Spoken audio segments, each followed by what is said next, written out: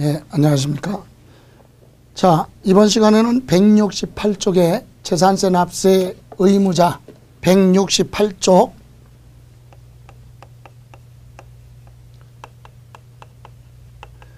자, 재산세, 우리 재산세에서는 통상적으로 매번 세 문제가 출제되는데 그 중에 한 문제, 납세 의무자는 붙박이에요. 붙박이라는 얘기는 한 문제가 매번 20회에서부터 28회까지 납세 의무자에서 빠진 적이 없죠. 그 정도로 한 문제는 납세 의무자 부분을 물어본다. 그것이 독자적으로 한 문제 나올 수도 있고 종합 문제로 묶어서 물어볼 수도 있죠. 그래서 우리는 납세 의무자 부분에 대해서는 좀 이해를 하고 반복해서 보셔야 됩니다. 그러면 재산세는 납세 의무자는 매년 1년 중에 하루 6월 1일 그날을 우리는 과세 기준일 이렇게 얘기하죠. 그러면 과세 기준일 현재 소유자를 납세 의무자로 하는데 여기서 우리가 용어 정도는 이해하고 가야 됩니다. 첫 번째 공부상 소유자, 또 하나는 사실상 소유자 이렇게 나옵니다. 그럼 공부상 소유자는 공적 장부인 등기가 됐으면 등기부 등본에 기재된 자, 아니면 등기가 안 된 부동산 같은 경우는 토지대장이나 건축물 관리대장 등의 재산의 소유자로 기재되어 있는 사람을 공부상 소유자 이렇게 얘기하죠. 그러면 사실상 소유자는 뭐냐? 본인 앞으로 등기가 안 되어 있어도 사용수익 처분할 수 있는 무슨 권, 소유권을 가지고 있는 사람, 이 사람을 우리는 6월 1일 사실상 소유자 이렇게 얘기합니다. 그러면 6월 1일 날 사실상 소유자와 공부상 소유자가 같아야 정상인데 서로 다를 수도 있어요. 그래서 재산세는 원칙이 뭘로 가느냐? 사실상 소유자, 같아도 명칭을 사실상 소유자라고 한다. 왜? 서로 다를 수도 있기 때문에. 그런데 아니 사실상 소유자하고 공부상 소유자가 같아야 되는데 다를 경우는 어떤 경우냐? 이런 경우가 있잖아요. 자, 재산세는 6월 1일 기준으로 부과를 하는데 만약에 6월 1일 전에 만약에 5월 29일쯤에 이때까지 부동산을 갑이 소유하고 있다가 이제 이 날짜에 을이 매수 취득을 했다. 그런데 을이 등기를 했다면 당연히 6월 1일 소유자가 을이 될 텐데 취득해 놓고 뭐를 안 해요? 등기를 안 하고 있다면 6월 1일 소유자는 등기관리증에 여전히 갑으로 등재되어 있겠죠. 사실상 사용수익 처분할 수 있는 권한은 이때 매매로 취득했으니까 을이 소유는 하고 있지만 소유권 이전 등기를 안 했기 때문에 등기관리증에는 갑의 이름으로 되어 있어요. 이 사실을 시장, 군수, 구청장은 모르기 때문에 이때는 갑을 공부상 소유자한테 고지서 발부합니다. 그래서 우리 세법에는 불이익을 당하지 않도록 하기 위해서 6월 1일부터 6월 10일까지 무슨 기간이 있느냐? 신고 기간을 정해놨어요. 그래서 이 6월 1일 전에 매매 등으로 인하여 29일자 매매 거래가 있었는데 을이 자기 앞으로 등기를 안 했어도 이 사실을 공부상 소유자가 누구한테 소재지 관할 시장, 군수, 구청장한테 이 사실을 뭐하라, 신고하라 이런 규정이 있죠. 그래서 이때 뭐를 하게 되면 신고를 하면 비록 등기 안 했어도 시장, 군수는 사실상 두고 소유자를 확인해서 그 사람한테 고지서 발부합니다. 그런데 공부상 소유자가 매매 등의 사유로 갑이 변동이 있는데도 뭐를 안 했다면, 신고를 안 했다면 시장, 군수는 모르니까 공부상 소유자 갑한테 고지서를 발부할 수밖에 없겠죠. 결론은 이겁니다. 여러분 6월 1일 전에 각종 재산의 변동 사유가 발생을 했다면 시장, 군수, 구청장한테 신고를 해야 됩니다. 그래야 불이익을 당하지 않죠.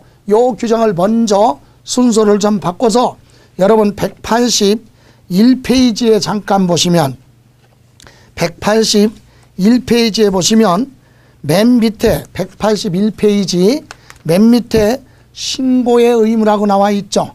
그 내용을 먼저 확인해 보고 가죠. 1번 다음에 해당하는 자는 과세 기준이라면 매년 6월 동일하죠. 6월 1일부터 10일 이내 그 소재지 관할하는 시장, 군수, 구청장한테 그 사실을 입증할 수 있는 증거 자료를 갖춰서 시장, 군수, 구청장한테 무엇을 하라 신고를 하여야 한다 이렇게 규정했죠. 그럼 어떤 걸 신고해야 되느냐? 구체적으로 밑에 1번 재산의 소유권의 변동, 매매 등으로 소유권의 변동이 있는데 상대방에서 등기를 했다면 신고 안 해도 확인이 됩니다. 그런데 변동이 있는데도 과세 기준일까지 등기가 안 되어 있는 경우 또는 과세 대상 재산의 변동 사유가 발생을 했다. 일반 재산이 사치성 재산으로 또는 사치성 재산이 일반 재산 용도로 바뀔 수도 있죠. 이런 경우에도 변동이 있으면 신고를 하라 이 얘기입니다. 누가? 공부상 소유자가 신고를 하게 되면 사실상 현황, 사실상 소유자한테 부과하겠다 이겁니다. 또 다음 장에 보시면 2번 상속이 개시된 재산으로서 상속 등기가 되지 않았다. 이 얘기는 재산의 소유자가 사망했으면 상속 등기를 하게 되는데 상속 등기됐으면 별도로 신고 안 해도 시장 군수가 알아요. 그러니까 관계없는데 상속 등기가 없으면 주된 상속자가 상속 내용을 신고해야 됩니다. 누구누구가 무엇을 상속을 받았다 이렇게 신고를 6월 1일부터 6월 10일까지 하라. 매년 동일합니다. 똑같아요.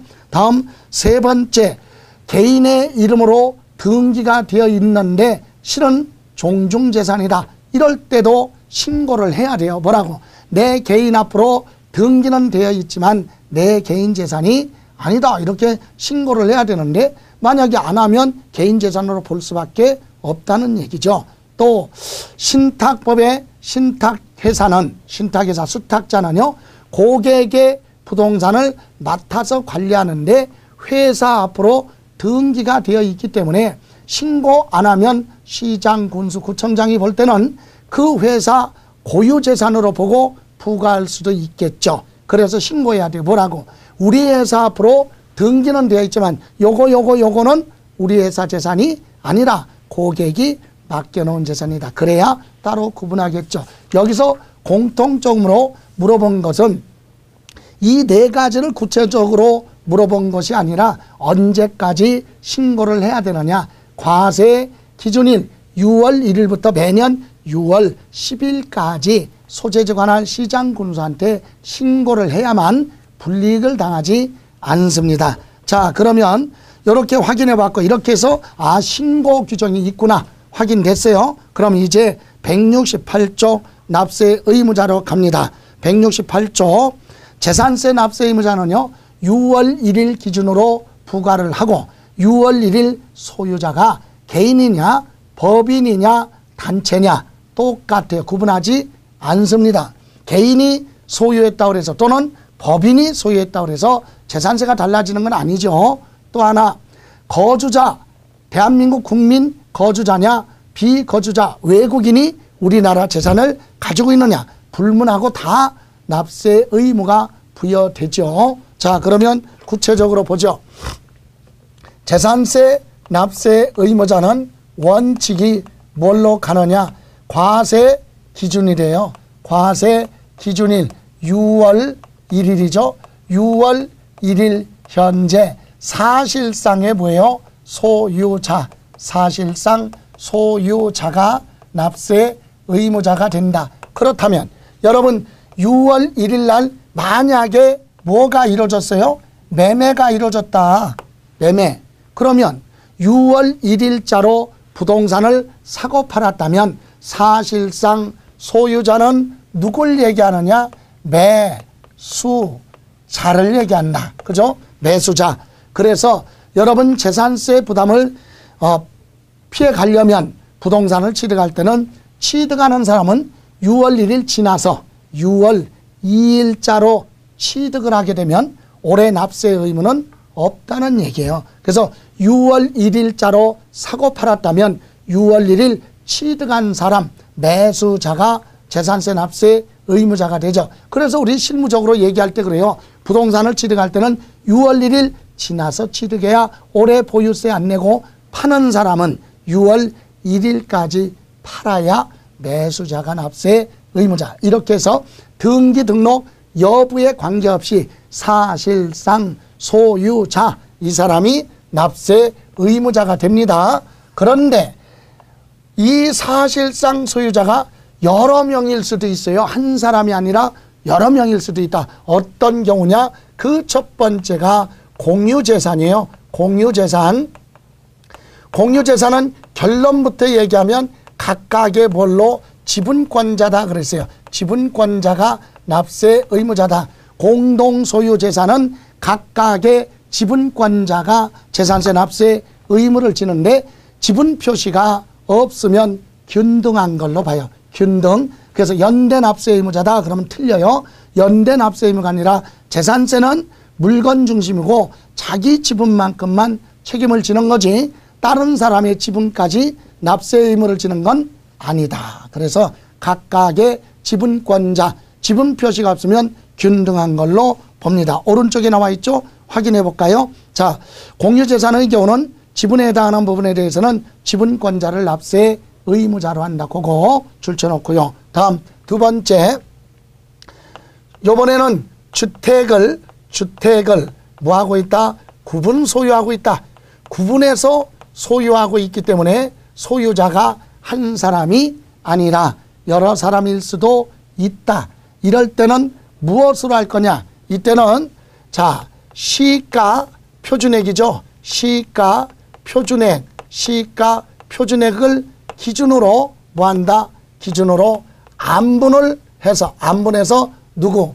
주택을 구분하고 소유하고 있을 때는 각각의 누구? 소유자를 납세 의무자로 하는데 시가 표준액 비율로 안분을 해서 재산세 납세 의무를 부여하겠다. 자, 여기서 잠깐 보고 가죠. 여러분, 주택은 앞에서도 언급을 했지만 여기 보세요. 모든 부동산은 건축물 따로 토지 따로 세금을 부과합니다. 그죠? 취득세가 됐던 재산세가 됐던 양도소득세가 됐던 부동산은 건축물 따로 토지 따로 해요. 그러나 주택은 건물하고 뭐하고요? 토지하고. 그래서 볼까요? 이 얘기입니다. 주택에 건물과 부속된 토지가 있어요. 그런데 건축물을 갑이 소유하고 있고 토지도 갑이 소유하고 있다. 이걸 단독 소유다 이렇게 얘기하죠. 또 주택에 건물과 그 다음에 토지가 있어요. 그런데 이 건축물에는 갑과 을이 공동으로 등기되어 있고 토지도 공동으로 등기되어 있다. 그래서 공동 소유. 그 다음에 또 주택에 건물과 토지가 있는데 이 건축물은 갑이 소유하고 있고 토지는 을이 소유하고 있다. 자, 이렇게 소유 형태가 달라요. 이때 중요한 건 재산세는 시장, 군수, 구청장이 재산세를 계산하는데 어떻게 하느냐. 자, 보세요. 주택은 건물하고 뭐예요? 토지하고 합쳐서 주택의 과세 표준을 계산합니다. 그러면 건물 소유자가 누구냐?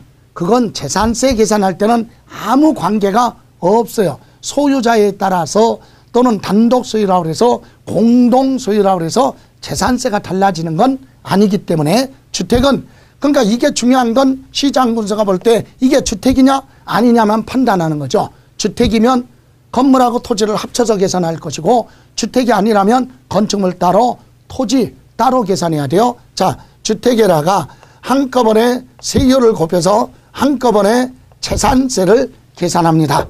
다음 두 번째, 이 건물도요, 토지도 공동소유든 단독소유든 관계없고 주택이냐 아니냐만 판단하죠. 그래서 이게 주택이라면 건물하고 토지하고 합쳐서 주택의 과세표준을 계산하고 세율을 계산해서 재산세를 한꺼번에 계산합니다. 시장군수가. 소유자 관계없어요. 다음, 이것도 상가냐 일반 부동산이냐 주택이냐. 주택이라면 건물하고 뭐하고 토지하고 합쳐서 주택의 과세표준 계산하고 여기에 세율 곱해서 재산세를 계산합니다. 자, 보세요. 단독 소유든 공동으로 소유하고 있던 따로따로 소유했던 재산세는 어때요? 다 똑같아요. 다 똑같아요. 자, 그러면 이렇게 재산세가 나왔는데 재산세 계산하고 나서 시장군수는 소유자한테 고지서를 발부해야 되겠죠. 고지서 발부하기 위해서 이제 재산의 소유자를 확인해 보는 거지. 계산해 놓고 여기까지 계산해 놓고 확인해 봤더니 갑이 소유자네. 그럼 누구한테? 갑한테 고지서 발부하면 됩니다. 그리고 또 요거 재산세 계산해서 이제 소유자한테 고지서를 발부하려고 봤더니 갑하고 을하고 공동소유네. 그러면 이거는 재산세를 나눠야 돼요. 갑하고 을하고 나누는데 당연히 공동소유니까 뭐예요? 지분이 있겠죠. 지분. 비율로 나눠라. 지분 표시가 등기부에 없으면 지분이 아까 균등한 걸로 본다 그랬죠. 균등. 그래서 50% 50%에서 재산세를 나눠라. 이렇게 해서 각각 고지서를 발부합니다. 또 여기 건물 소유자 따로 토지 소유자가 따로 있다고 그래서 주택을 건축물은 갑한테는 건축물에 대해서만 계산하고 을은 토지에 대해서만 계산하는 것이 아니라 한꺼번에 계산해서요. 이 재산세를 나눕니다. 고지서 발부할 때 갑과 을로 나누는데 이때 요거는 공동소유가 아니기 때문에 시가표준의 비율로 나눠야 되겠죠. 이 건축물의 시가표준의 공시가격이 얼마고 토지의 시가표준의 즉 공시가격이 얼마냐. 만약에 건축물이 2억이고 토지가 만약에 3억이다. 그런데 재산세는 만약에 100원이 나왔다고 가정해봐요. 그러면 100원 곱하기 두 개 합쳐서 5억분의 2억 하면은 얼마? 40원. 그죠? 또 100원 곱하기 5억분의 3억 하면 60원. 이렇게 해서 각각 재산세를 구분하겠다. 그죠? 자, 지금 얘기하는 건 요겁니다. 자, 주택의 건물과 토지 소유자가 서로 달라도 재산세는 어떻게 한다? 각각 계산을 하는 게 아니라 합쳐서 계산을 한 다음에 시가표준의 비율로 봐라. 안분 계산한다. 확인해 볼까요? 여러분 169쪽에 보시면 방가로 2번. 방가로 2번. 주택의 건물과 부속토지 소유자가 다를 경우에는 당해주택의 건물과 부속토지 가액을 합산한 과세표준에 세율을 적용하여 산출한 세액을 건축물과 부속토지 거기 줄쳐요. 시가표준의 비율로 안분. 시가표준의 비율로 나눠서 각각 소유자를 납세 의무자로 한다. 과거에 시험에 출제된 내용 지문을 보면 면적 비율로 그러면 틀리는 거예요. 면적 비율이 아니라 시가표준의 비율로 안분 계산한다. 그거 기억을 하시고 이렇게 해서 자, 사실상 소유자 그죠? 6월 1일 매매가 이루어졌다면 6월 1일자 매수자가 납세 의무자가 된다. 그런데 공동소유 재산은 각각의 지분권자 그리고 주택의 건물과 토지 소유자가 서로 달라도 주택은 통합해서 재산세를 한꺼번에 계산하고 그걸 시가표준액비율로 나눠서 고지서를 발부한다. 그죠? 자, 이렇게 해서 원칙이 납세 의무자인데 예외가 있어요. 예외. 의제 납세 의무자다. 이렇게도 얘기하죠. 169페이지. 의제 납세 의무자. 이 얘기는 뭐냐? 원칙이 사실상 소유자가 납세 의무자인데 여기는 사실상 소유자도 아니지만 사실상 소유자가 아닌데도 이러이러한 사람은 납세 의무자로 볼 수 있다. 납세 의무자로 간주한다. 의제한다. 본다. 그죠? 그래서 어떤 경우냐? 첫 번째 공부상 소유자. 공부상 소유자를 납세 의무자로 하는 경우 여러분 밑에 보시면 방가로 1번 나왔죠. 자, 6월 1일 전에 소유권 등 매매로 인하여 소유권 변동이 있는데도 불구하고 공부상 소유자가 뭐를 안 했어요? 신고를 하지 않았다. 그죠? 소유권의 변동이 있는데도 불구하고 신고를 안 했다. 그러면 이때는 누구를 사실상 소유자 알 수가 없잖아요. 그럴 때는 뭐 공부상 소유자로 하겠다. 소유권 뭐가 있어요? 변동이 있는데도 불구하고 뭐를 안 했어요? 신고 등을 안 해서 사실상 소유자, 시장 군수 입장에서 볼 때는 모르니까 그때는 공부상 소유자로 하겠다. 여러분이 생각해 볼 때 그래요. 6월 1일 전에 여러분이 부동산 가지고 있다가 팔았어요. 6월 1일 전에 팔았어요. 그런데 상대방이 등기 안 해갔으면 여러분은 신고를 해야 돼요. 뭐라고? 등기 안 해갔다. 안 해갔지만 실은 내가 이미 매매를 했다. 이렇게 신고를 하면 사실상 소유자 확인이 되니까 시장군수는 사실상 소유자한테 고지서를 발부하게 되는데 공부상 소유자가 그걸 안 하면 시장군수는 모르니까 공부상 소유자를 그대로 납세 의무자로 하겠다. 그런 불이익을 당하지 않으려면 신고를 하라 이 얘기입니다. 다음 두 번째, 상속재산에 대한 주된 상속자가 납세 의무자가 될 수도 있다. 주된 상속자는 상속을 하나도 받지 않았어도 주된 상속자가 납세 의무자가 될 수도 있는데 우선 미니 강의에 보시면 주된 상속자의 개념을 먼저 보고 가면은요, 사망한 사람의 재산을 상속받을 상속권자 중에서 지분이 가장 높은 자, 이 사람을 주된 상속자라고 하고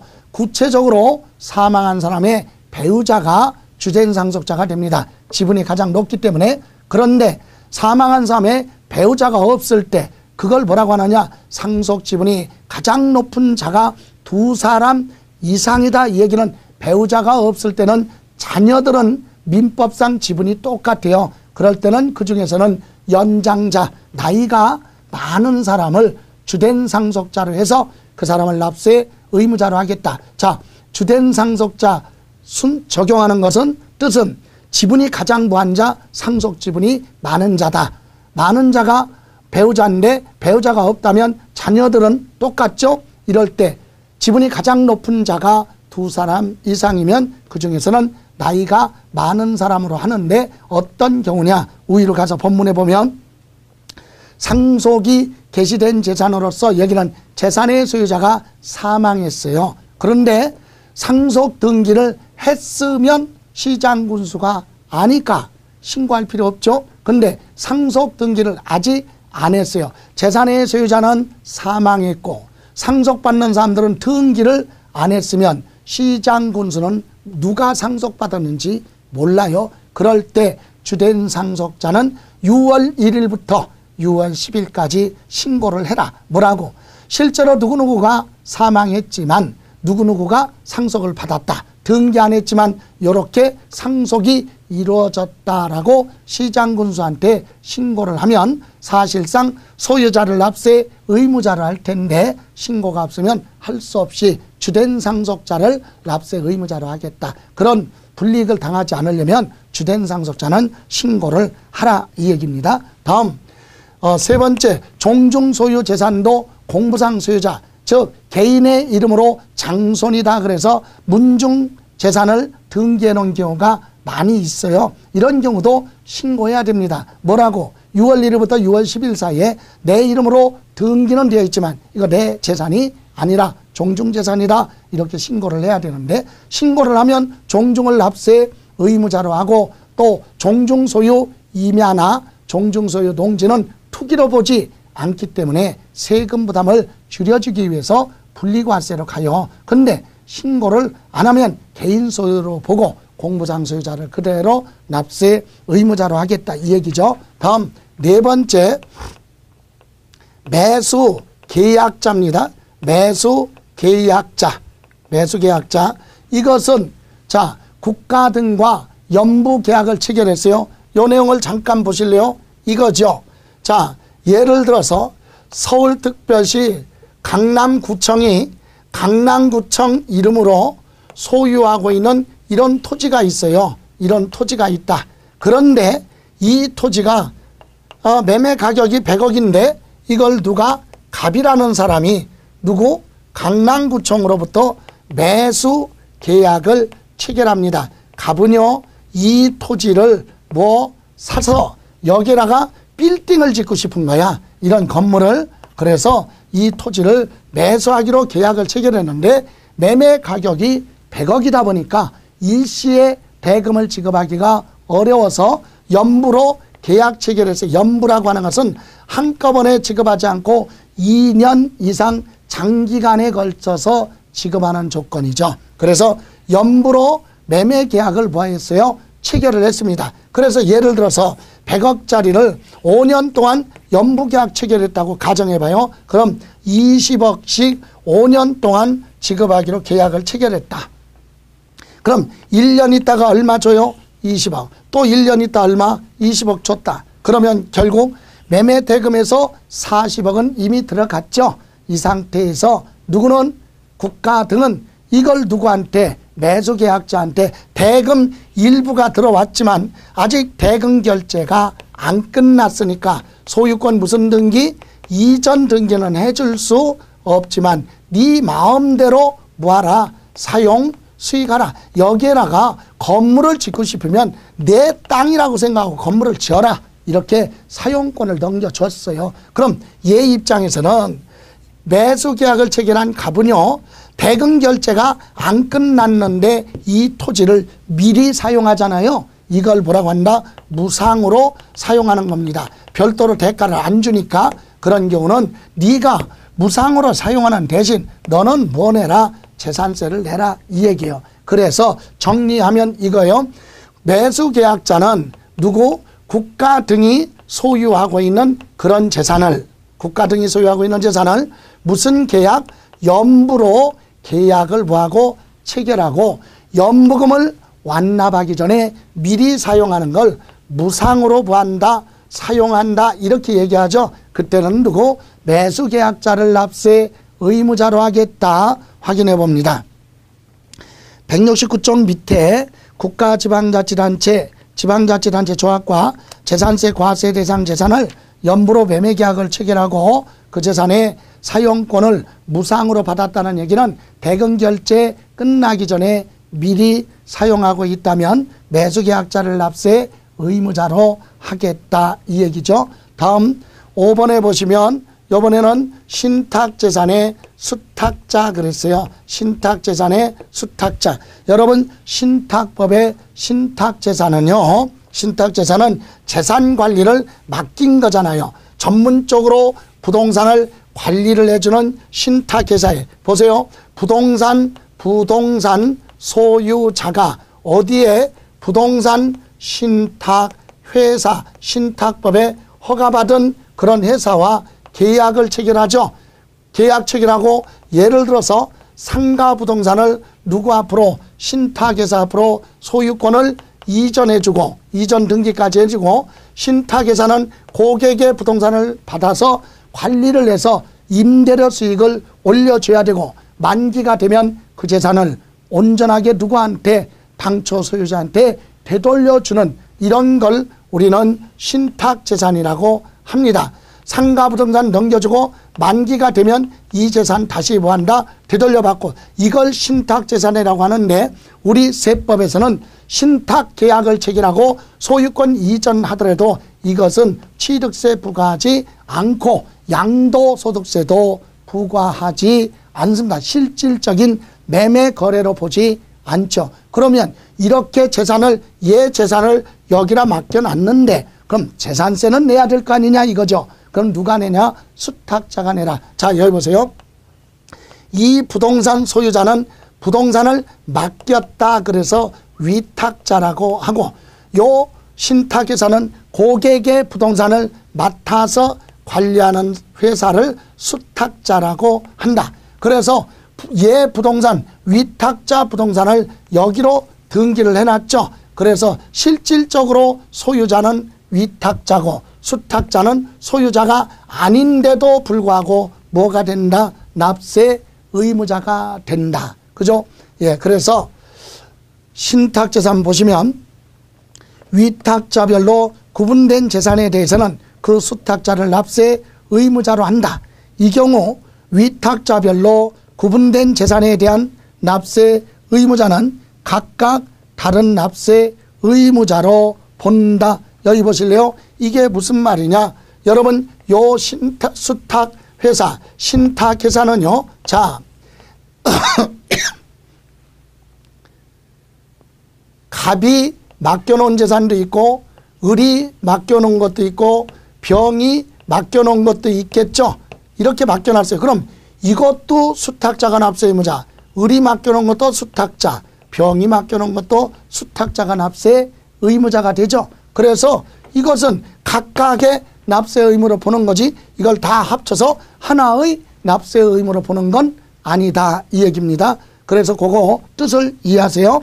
다시 한번 이 경우 위탁자별로 구분된 재산에 대한 납세 의무자는 수탁자가 재산세 납세 의무자가 됐지만 각각 다 합쳐서 하나의 납세 의무로 보는 것이 아니라 맡긴 사람별로 각각의 납세 의무로 본다. 여기까지만 보시고요. 다음 6번에 도시개발 사업 등의 사업 시행자.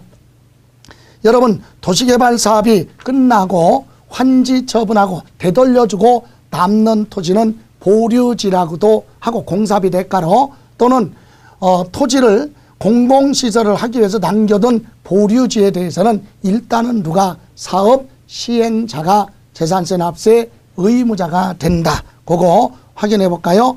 도시개발법에 따라 시행하는 환지 방식에 의한 도시개발 사업 및 도시 및 주거환경 정비법에 따른 정비 사업 시행에 따른 환지 계획에서 일정한 토지를 환지로 정하지 않았다는 얘기는 되돌려줄 때 공사비 일부러 빼고 나머지만 줬다. 그걸 우리는 채비지 또는 공공시설을 하기 위해서 남겨둔 토지 보류지에 대해서는 누가? 사업 시행자가 납세 의무자가 되고요. 다음 7번에 보시면 소유권 귀속이 불분명하다. 그래서 그때는 누구? 사용자.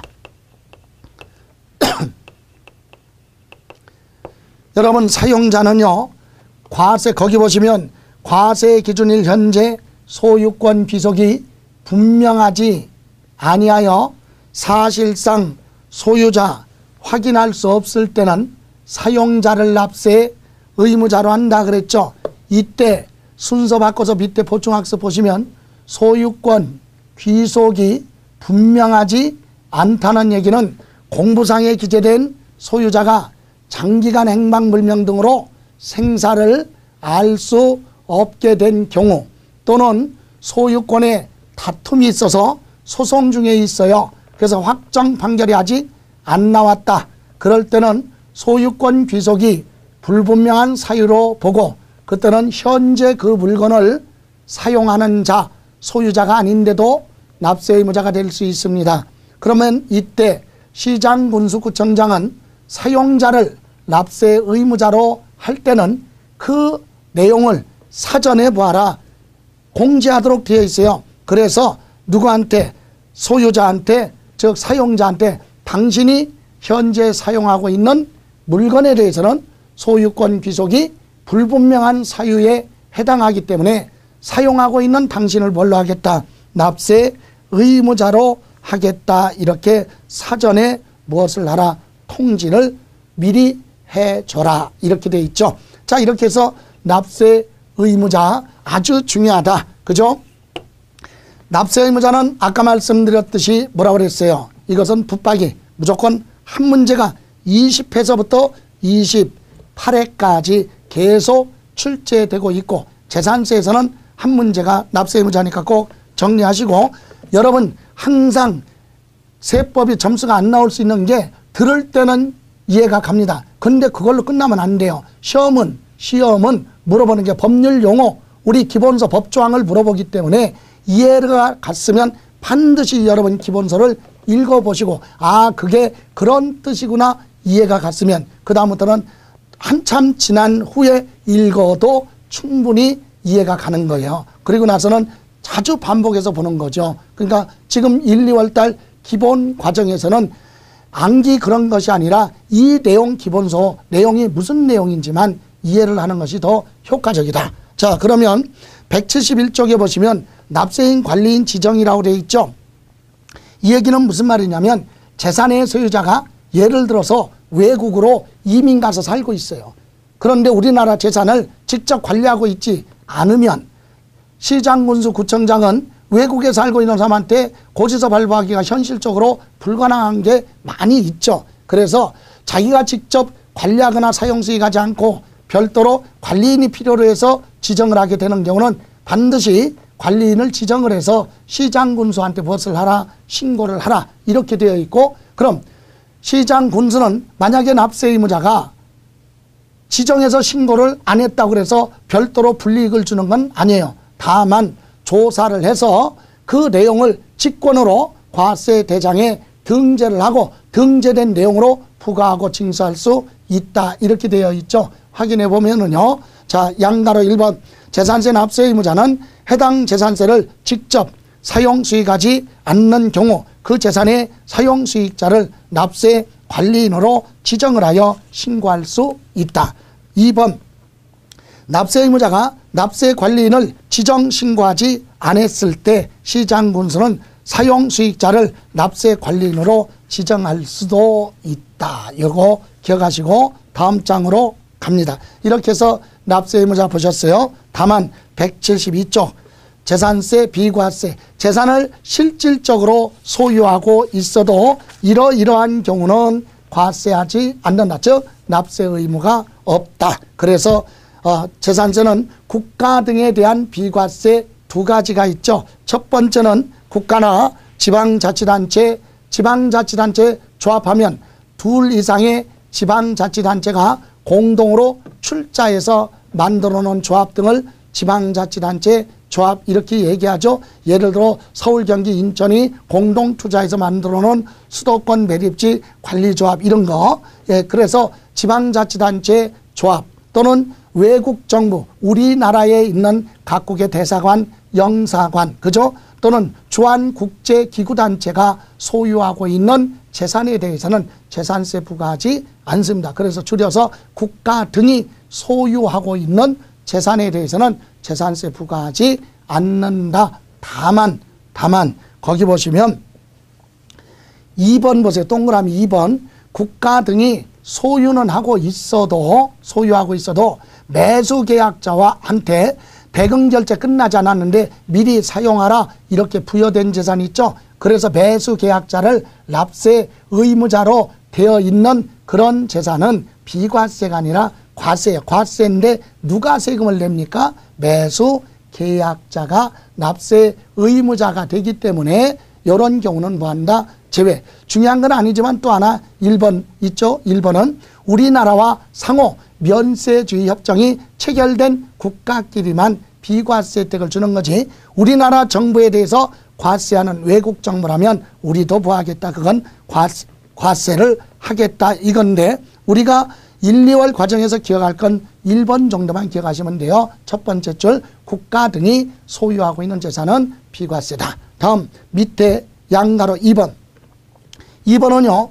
1번은 국가가 소유한 거고 2번은 국가나 지방자치단체 조합이 1년 이상 공용 또는 공공용에 무상으로 사용하고 있는 재산에 대해서는 과세하지 않는다. 이 얘기는 국가 등이 남의 재산을 무상으로 사용하고 있다. 대가를 주지 않고 1년 이상 사용하고 있다면 반대로 재산의 소유자 입장에서 볼 때는 비과세 혜택을 주겠다. 수익하는 게 없기 때문에 그렇습니다. 다음 밑에 2번.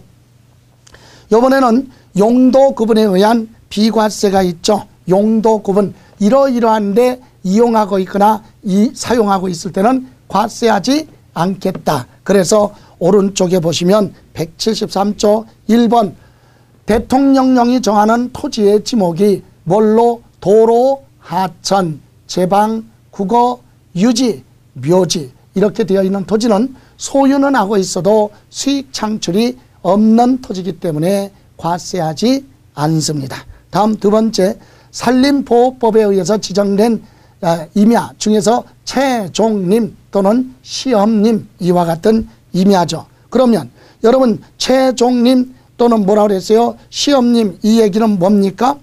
묘목을 얻기 위해서 또는 종자 씨앗을 얻기 위해서 심어놓은 연구활동에 또 이용되는 이런 임야는 가지고 있어도 과세하지 않겠다. 또 1번은 임야 중에서요. 또 군사시설보호법에 의한 통제보호구역이 있어요. 민간인이 출입할 수 없는 지역이죠. 그런 지역의 토지는 사용수익할 수 없으니까 비과세 혜택을 줍니다. 다만 민간인 출입할 수 없는 지역에서도 특정인이 허가받고 거기서 실제로 사용하고 있는 농사짓고 있는 전, 답, 과수원, 대지라면 그거는 사용수익하니까 그건 과세를 하고 그것을 제외한 토지가 비과세다. 그거 기억하시고 다음 세 번째는요. 공원 자연보존지구. 자연보존지구 안에 있는 임야는 자연을 그대로 보존해야 되기 때문에 소유자가 사용수익이 전혀 불가능하죠. 그래서 비과세 혜택을 주고 네 번째 백두대간 보호구역으로 지정된 지역에 있는 임야 등도 비과세 혜택을 주겠다.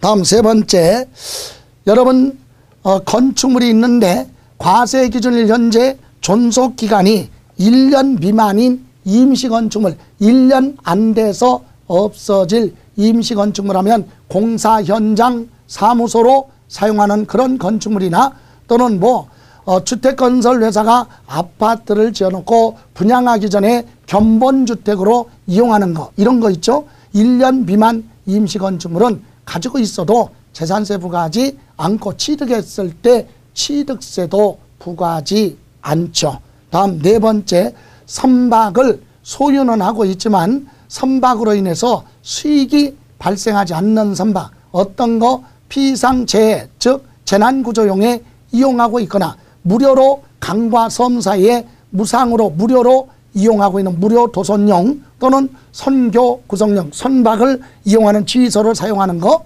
또는 여러 개 선박을 엮어서 다리 역할로 이용하는 그런 선박, 큰 배에 달려있는 부선 이런 것 등은 과세하지 않겠다. 마지막으로 행정관청으로부터 철거 명령 등을 받은 그런 건축물이 있죠. 예, 철거가 됐든 안 됐든 행정처분을 받았다면 그 건축물은 과세하지 않습니다. 그런데 다만 이럴 때는 지금 이와 같은 용도로 사용하겠다 그러면 과세하지 않는다 그랬어요. 그런데 172쪽에 다시 가서 첫 번째 줄에 보시면 가로 안에 사치성 재산이라면 과세하겠다. 자, 사치성 재산에 관련된 거라면 과세를 하고 두 번째 줄 수익사업에 사용하는 경우 또는 무료로 사용하는 건 비과세인데 유료로 사용하고 있으면 그건 뭐한다? 과세를 하겠다. 그리고 고유 업무 목적 사업에 정당한 사유 없이 전부 또는 일부를 사용하지 않고 있으면 사용하지 않는 부분에 대해서는 과세를 합니다. 이렇게 해서 재산세, 비과세, 납세 의무자까지 이번 시간에 정리를 했고요. 다음 시간에는 재산세, 과세표준, 세율, 부과징수 마무리하는 시간 갖겠습니다. 고생하셨습니다.